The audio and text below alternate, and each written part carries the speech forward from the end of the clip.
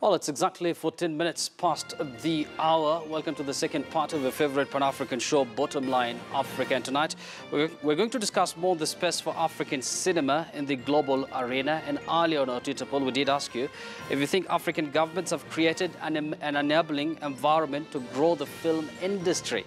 We're asking you if you think African governments have created an enabling environment to grow the film industry. I already see a lot of feedback on Twitter. I'm going to go through of them shortly. But first, over to our discussion tonight.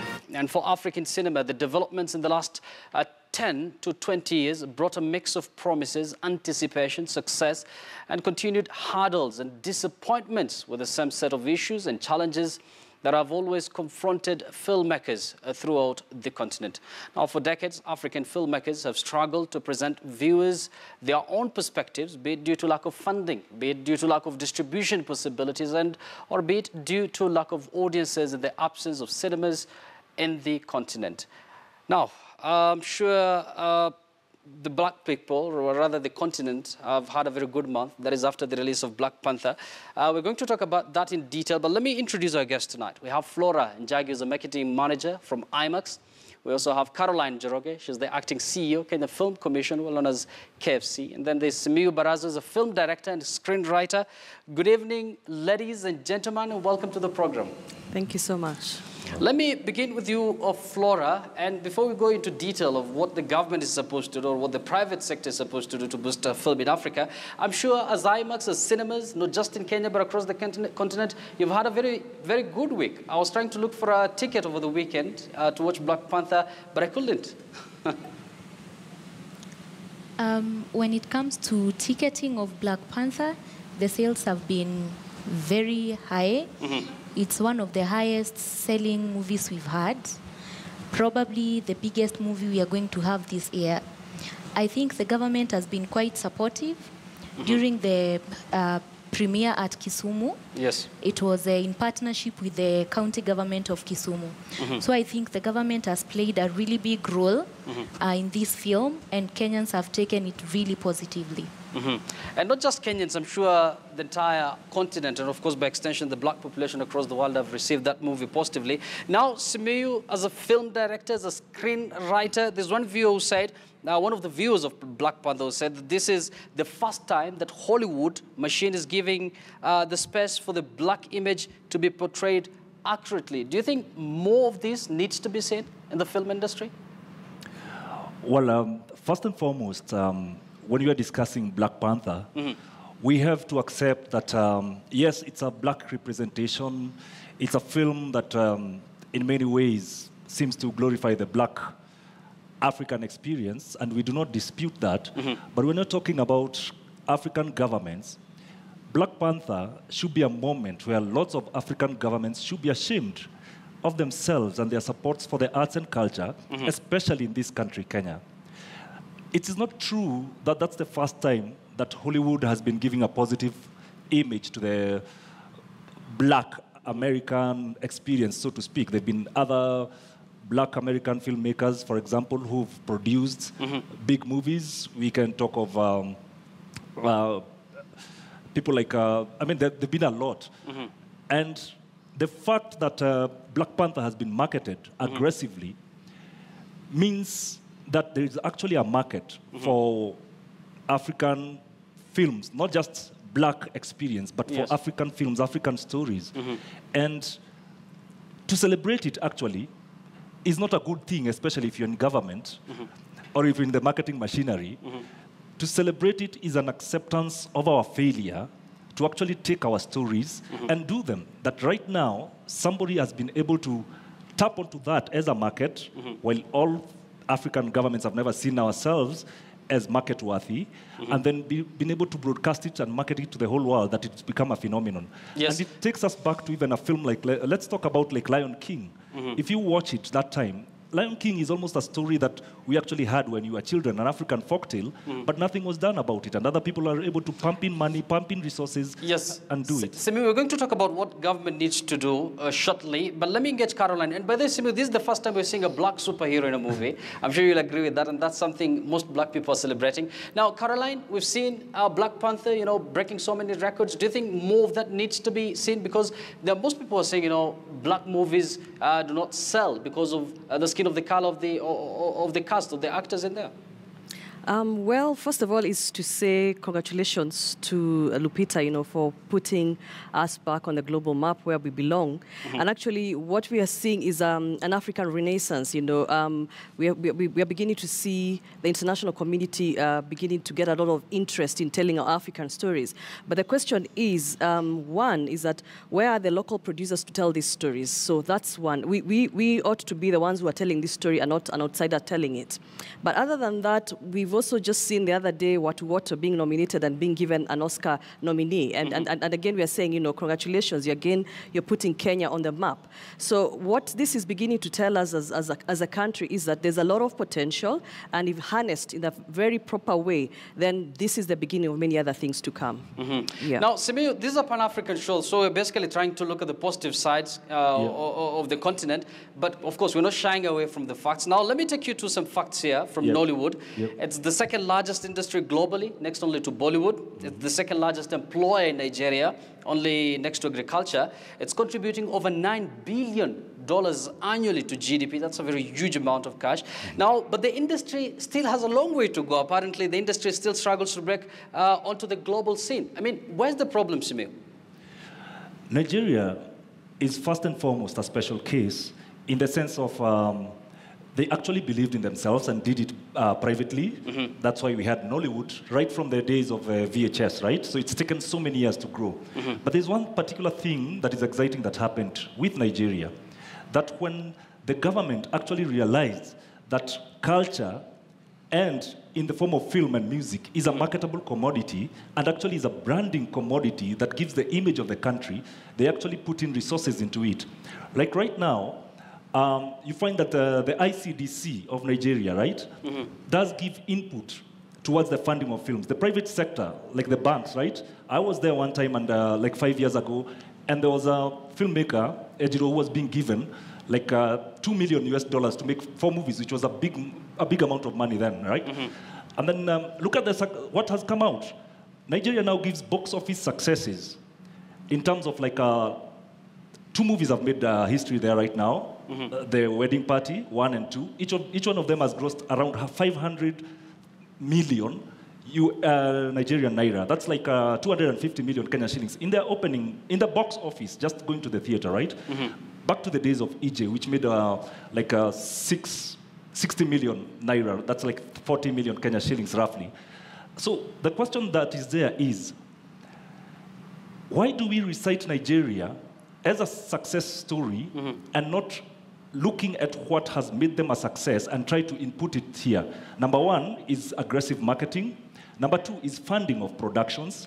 Number 3 is that the government gets involved even in the marketing. Like 5 years ago, there was a Nigerian ambassador here who organized for Nigerian actors to come to Kenya and tour, and even went to the slums to talk to guys about drug abuse and all that. Yes. And when we went to that meeting, it was a calculated commercial program by the government of Nigeria to aggressively market their talent and their movies. And they told us arts and culture is their number 2 export, and it's their branding thing, the way for us athletics is. And they're going to, they realized the fear is Kenya because of quality productions, I don't know what they meant, and South Africa. And they were going to go to those countries with the support of the government in a sort of cultural expansion, which we don't have in this country. But Nigeria, South Africa, huge success stories by the involvement of the government and the private sector. Now, Flora, as a marketer, do you agree with Simiyu that, you know, most African countries have issues with how they package themselves, how they market, perhaps, their movies out there? I think I am sort of in agreement with Simiyu because how you package a product really matters. However, the reception and the mood when, say, like a film is coming out also really matters a lot. So I think, like in the case for Black Panther, it's not really about the amount of marketing that has been done in Kenya and in the continent as a whole. I think it's also the fact that the Kenyans and the Africans, blacks, they feel part of this film. They feel like they can identify with these characters. They feel like they are now being put in a place where, you know, Africans are being able to be seen in a different eye view. So, but Flora, I'm sure you'll agree with me that most movies that come out of Kenya, for example, they all have black cast. I mean, so what is the difference between these movies and Black Panther? Is it about the content? Does it mean that our actors are not up to the task? They're not that good? I think our actors are good. The other day, we hosted the premiere for The Wives with the local actors, and the content was also great. I think it's also the fact that the level of scripts and the level of also the material that is available for them at times sort of differs. Yes. That's why the reception can be a bit different. Yes. Now, Caroline, Simiyu has talked about, you know, Nollywood being a huge success, but he has not mentioned that it's a success in the continent alone, but they're not doing that well globally. So why do you think it's so difficult for African movies to break onto the global scene? Okay, and probably I'll just speak from it from a personal perspective, and having been given opportunity to actually visit some of these international markets, we realize that one is that a local Kenyan producer looks at the film without, first of all, figuring out where the distribution will happen. So they think about the content and they think about the production cost and everything else. But when the film is out is when they're beginning to discover where is my market. So that becomes a little bit of a problem, because from the very beginning, if you want to have a very successful film, you should be thinking from the product to the premiere. I mean, where am I taking this country? Where am I taking this product? Where is my audience?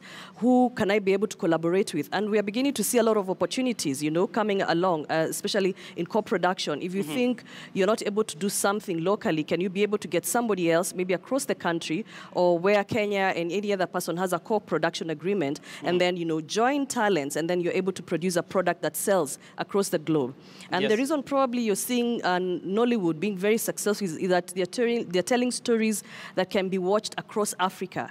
Are we able to do that? Are our stories being told in the perspective of Africans, or are we aping a lot of the West? And that's why I keep on saying, you know, Watu Wote was a very good success because it actually just told a story that we've all experienced in the country. So if we can be able to get a lot of that, and then a lot of co-production agreements done into perspective, then I think we're good to go. We're good to go, yeah. And Simiyu, I think I see you laughing. I'm sure you have something to comment about that. But let's talk about the government's role in this. Apparently, let's talk about Kenya, for example, as a case study. They set up the Kenya Film Commission. Of course, that is where Caroline works in. And they also, back in 2012, the Ministry of Education introduced film production, apparently in schools, colleges, and universities, drama festival. I mean, don't you think, from your own perspective, do you think that is enough? Well, we do appreciate what the government does, right? Every little effort to grow a sector. First and foremost, let's just remove that myth that there's a film industry in this country. It is not an industry. It is a sector where individuals put in their efforts and their money, and then later on, when there are little successes, everybody wants to run away with it and say that we have an industry. Well, people, they've not given them the support. Yes. The government is doing a little, but a lot more needs to be done. For example, right, all these successful countries that you're mentioning, South Africa, Nigeria, and even if you go to Bollywood, have funding opportunities and departments that actually chip in money to make films, because film is expensive. You asked a question, right, that why are we satisfied with our local market? To get to international markets, there's costs involved. Yes. For example, the technology. You have to shoot in 4K. A 4K camera in this country right now, an ARRI, costs 120,000 shillings a day to hire, right? You've got 30 days to shoot out of your own funding. I mean, that's impossible. That's quite expensive. Yeah. That's very expensive, right? Look at the budgets that are pumped into the Nigerian and South African and Bollywood movies. Second thing is, it is not necessarily wrong to say that just because you've been shown continentally or internationally, that's your mark of success. Film is about audiences. Bollywood doesn't care about America. I mean, it makes even bigger money than Hollywood out of their own population. Same to Nigeria. So coming to government, funding. Almost in the 1980s, we had the ICDC, which funded movies like Color Mask. What happened? We have institutions that are mandated on paper to support Kenyan film. And yet, if you look at what exactly they've done over the past 15 years, they actually do not have something tangible that they can say has brought Kenyan film to the international market. Look at Watu Wote, for example, right? It is a German students' production that collaborated with Kenyans, all right? So that is one example. How come we always turn the blame to the filmmakers for inadequacies when there are governmental bodies that do not want to negotiate with us, and even when they do word talk instead of sitting down and actualizing all the plans, all the policy papers they've been given, all the marketing research they've been given for the last 15 years. So a lot needs to be done. The thing is... Clearly a lot needs to be done, but it's only fair if we give Caroline time to react to that, of course, what you've raised. And at the same time, Caroline, as you react to Simiu's point of view, there's a viewer at Mark Begin who says, importing of shooting equipment is extremely exorbitant, and shooting cost in Kenya is far higher than in most African countries due to unfavorable policies. Do you think it's about government? I mean, it's about time the government needs to do something, perhaps? Actually, yes and no in a certain way. And one of the quick things I would want to say is that when you talk about importing equipment, we had that zero-related in 2009. And actually, we got complaints from our fellow agents in the government that actually filmmakers are not able to utilize that in terms of what they've been given. So when something is offered and then it's not utilized, I mean, what it does is that we fail to be given the opportunity to explain why are the filmmakers not making use of it. But bigger than that, of course, there's the usual question of the film policy. And it's in various sections right now, and we are just on the last path. And once we do that and we get the rebates out, that should be able to set the industry rolling. And of course, we are asking for patience from the industry because there are several steps that government is doing, and I wouldn't want to be elaborate on them right now, but we are very aware of that conversation. And when that happens, we should be able to give a lot of feedback back to the industry. And then in terms of also the government taking an opportunity to actually just market the country, we are beginning to change what is our strategy. We've realized we've erred on a few things here and there. And of course, we are, internally restructuring and asking ourselves, how else do we walk with the film industry? And a quick example I would say is that, like when we had Sense8 coming to shoot in the country in 2015, they had a lot of shoots and everything else that they did within the government quarters. And we're able to facilitate that, giving them airspace, giving them roads, giving them the police and everybody else. And again, we are saying it's that it cannot be quantified, but little by little we are making efforts. Simiu, Flora, before I come to you, Simiu, I'd like you to react to that. Caroline says some tax were lifted apparently, and filmmakers like you never took advantage of it. There are two questions there. I was in that immediately after the law was enacted. I was in a meeting with filmmakers at the Kenya Film Commission then, and a lot of things came up, right? Number one, it is okay to indicate film equipment on paper and then not specify what it is. For example, you could import a camera tax-free, but when you start buying other things, for example, like lenses, cranes, and all that, you would run into issues with the custom officials because they are like, well, this is not indicated in the list that they actually had. So a little bit more work needed to be done there. But also the question of expenses, minus the taxes in buying equipment, look at the daily filming fees. We are a shopkeeper gets one license, business license, and then is allowed to operate every day, right? Yes. For us as filmmakers, you get your filming license at 15,000, and every day you are shooting, you're supposed to pay another 1,000, and that's like double taxation. It makes a lot of people, upcoming filmmakers and even experienced filmmakers, to find it hard to shoot for long periods of time. Minus the taxation, right? Let's talk about funding. South Africa has the National Film and Video Foundation. Nigeria has the ICDC chipping in. India has the National Film Development Corporation, NFDC. All of them chipping towards film. In this country, unless, and it's a bit hard to say, but unless you're actually a foreigner coming to ask for help from Kenyans, it is very difficult for you to enjoy some of the facilities that they actually say they give us. as a local filmmakers, because the truth of the matter is not KFC, but the truth of the matter in this country, other things are taken more seriously: health, energy, education, and then they think film is just a casual thing. You'll queue for hours and days trying to get a hearing about things like funding and issues that you actually have with the film. Caroline, experience. I'll give you time to react to that. Simu clearly is very pessimistic about the current status quo in this country. Now, Flora, as you know, stakeholder, of course, in the cinema industry in this country, as IMAX, when is the last time perhaps you've aired a local content, a local generated content, or perhaps a local film? And do you think more of that is needed to make sure that, our artists perhaps, or our actors here get to benefit out of it? The last time we hosted a local event was last month. That was the premiere of The Wives. Before that, there was the Kalasha event. That was about in December. The greatest challenge of airing local content... They don't sell, Amma? ...is the fact that they don't sell. So actually, there's one viewer who says, Nigeria is a good example, I don't know what he meant, but he says, bravo to Tanzania. Flora, I hope you're listening. Yes. Bravo to Tanzania movie industry as well, Congo and Ghana. Kenyan movies are boring. The problem with Kenyans is that they copy American lifestyle, which comes out so fake. Their acting is simply plastic. All these comments from people, you find that when you show these movies, like in cinemas, like 5 people will show up in an entire theater. So, and there are costs for maintaining these cinemas and all. So in terms of airing them, the challenge is actually the turnout is quite low.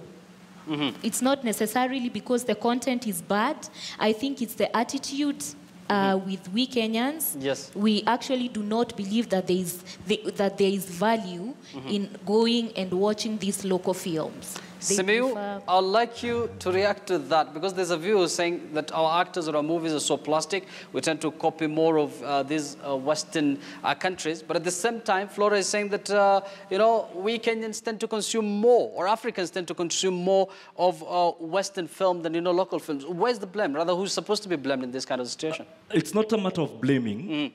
It's a matter of reciting stereotypes that actually are not factually true. Number one, right? How many cinema halls do we have in this country? IMAX telling you that the hall gets full and that it makes commercial sense for them in Kenya is actually not right, because we have like, I think 16 screens in Nairobi alone. Even if they're full house and the movie has been produced for $200 million, right? Yes. How many years would you have to run to fill that hall every day at 1,000 shillings to make the money?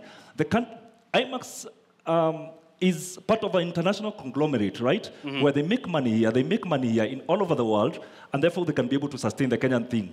The second thing is lack of screening facilities, right? India has 30 million people going to the cinemas daily. Look at the number of screens, like 200 in a very small area. We don't have that. What is the other alternative?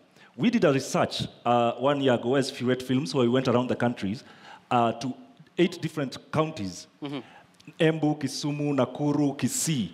And it was very surprising that a lot of Kenyans were saying they love Kenyan films, but they don't get access to it because there are no opportunities, which now gives rise to the DVD thing. The final thing is about Kenyan acting, Kenyan actors. I believe we do have some of the best acting. We do have some of the, great storytellers. We have great directors, as been evidenced by all the movies that have been done by foreigners in this country and which Kenyans have shown. But the marketing department and funding is the major issue, which means that there'll be hitches here and there. But the reality, look at TV.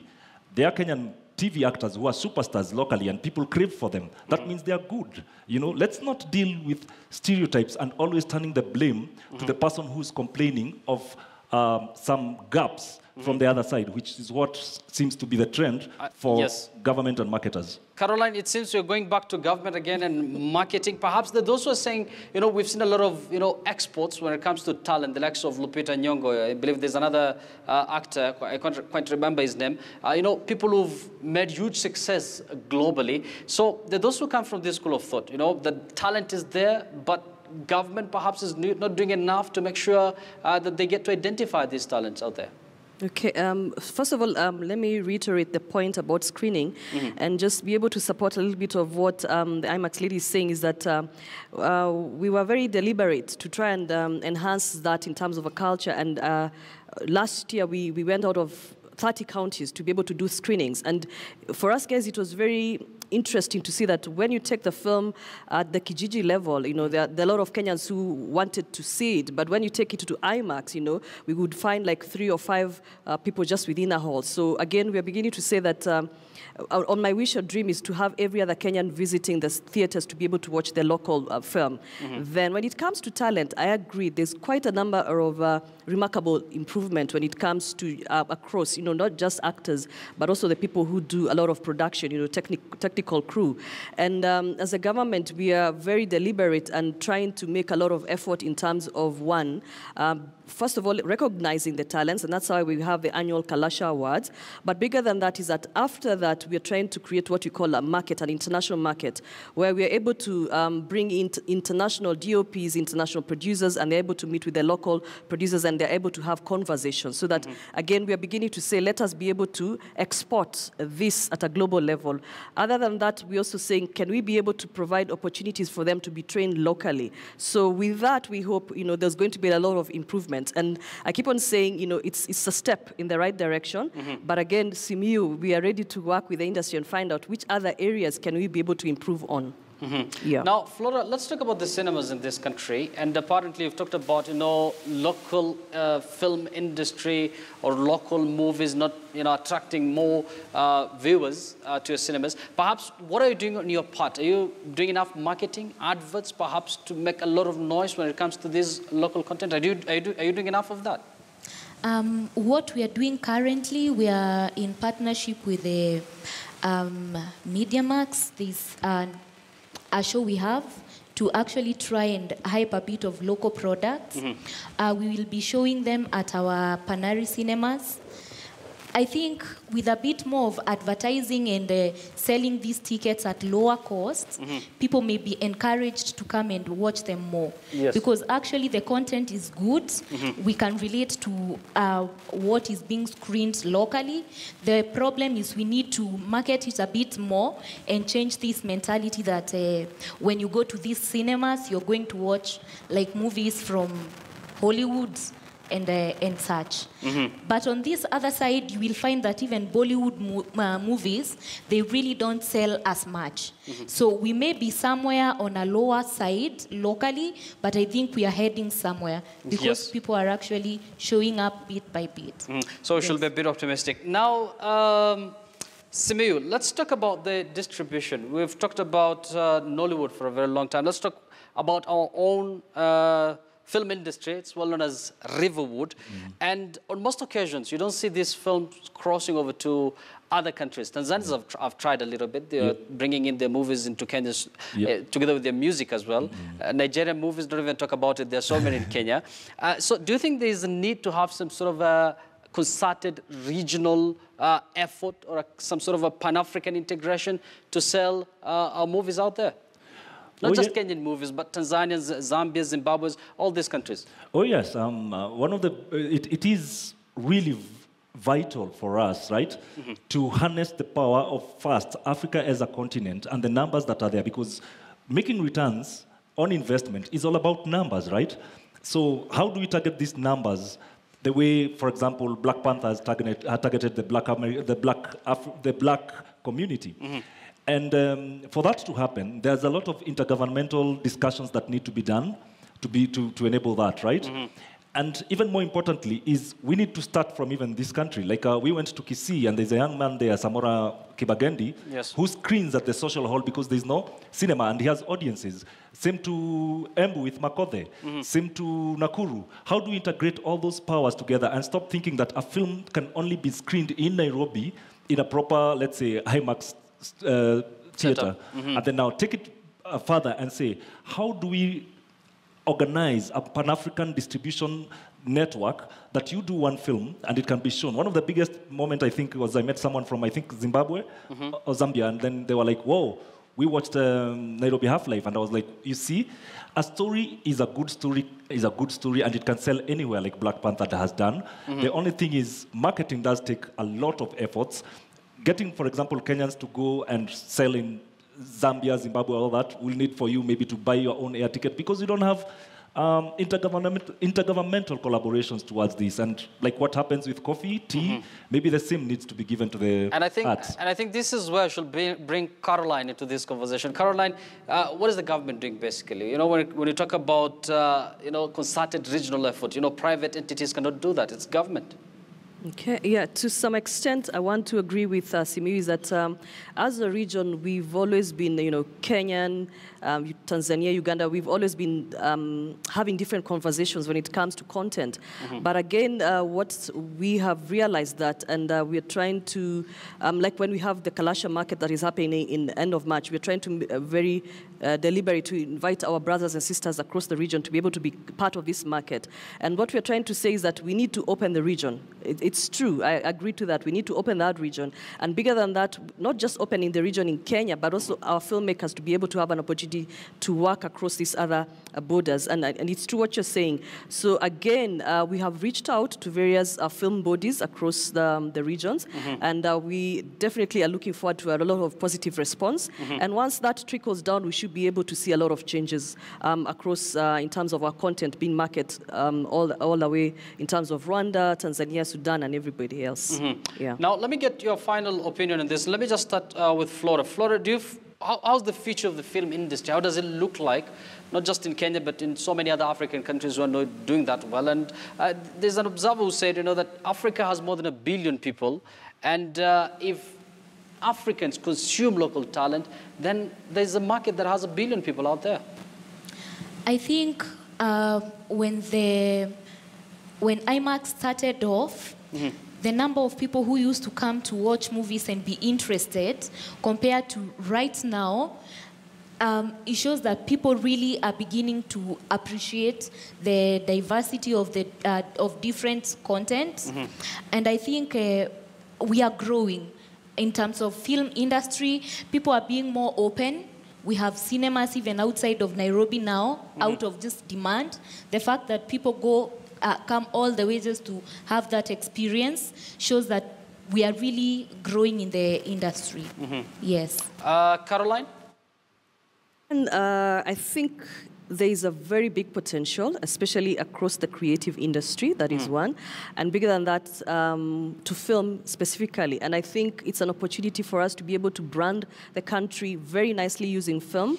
And then bigger than that, if we are able to brand and we're able to get the right stories being told across Kenya, then we'll begin to have a lot of an African conversation and also being able to tell these stories across the world. So I think this is the right place we are at, and there's a lot of growth to be expected. And Corona, I'm sure the funding issue should come in. I mean, government should also fund the likes of the Kenya Film Commission, and these are the institutions responsible for the film industry in this country. Trust you me, that's a conversation that is happening behind the doors, and you'll see a lot of changes coming soon.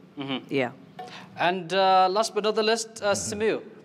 I'd like to say that the film industry has a the film sector has a very positive future, especially in this country. We are seeing successes in local productions. I saw Kangethe's World Tofauti Field, the National Theatre. We've had international winning directors and actors from Kenya, Kina Daudi and Nguka and the rest. So it means there is a need from the people for us to deliver that content. The thing is, we've got lots of international films done here, locations, actors, and everything being done by Kenyans that win even the Oscars, right from the times of Out of Africa, Nowhere in Africa, and all that. Yes. What that therefore means, what we lack to be able to reach to that level is the dollars that are pumped into those productions, which are millions of dollars. And once we find a way to support the local filmmakers by pumping in money through governmental bodies, through private bodies, believe you me, our actors and directors will not be winning awards in other countries, for other countries, productions. They'll be winning them for Kenya, and they'll be standing there wearing a Kenyan flag at the Oscars, at the Cannes, and more glory will come to this country, and will continue being the most beautiful country, successful country that we've always been, from athletics to farming to technology to everything. It's the time for film now. Well said. Simiu Baraza, many thanks for your input. Simiu is a film director and screenwriter. We also had Caroline Njoroge, who's the acting CEO in the Film Commission, as well as Flora Njagi, who's the marketing manager, IMAX. Thank you all for your input. Before we wrap up, of course, I'm going to go through some of your feedback on our Twitter poll tonight. But before that, over to our images of the day. And an Egyptian company has introduced 65 electric car charging stations across the Arab world's most populous country, now giving commuters a chance to opt for clean energy. Now, the stations were developed by Revolta, which has been studying the move and the necessary infrastructure since 2015. The company launched the station in February in its first round and plans to reach 300 stations by the year 2020. Each station costs roughly 700,000 to 1 million Egyptian pounds to manufacture. The cost of fully charging an electric vehicle ranges from 50 to 60 Egyptian pounds, and cars can cover a distance of 250 to 320 kilometers. Very fast car.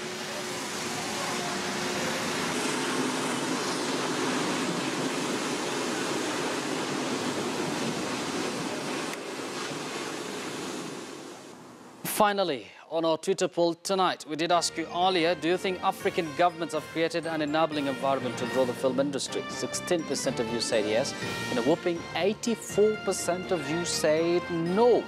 At Cindy says, yes, Nigeria is a good example. Bravo to Tanzania, movie industry as well. Congo and Ghana.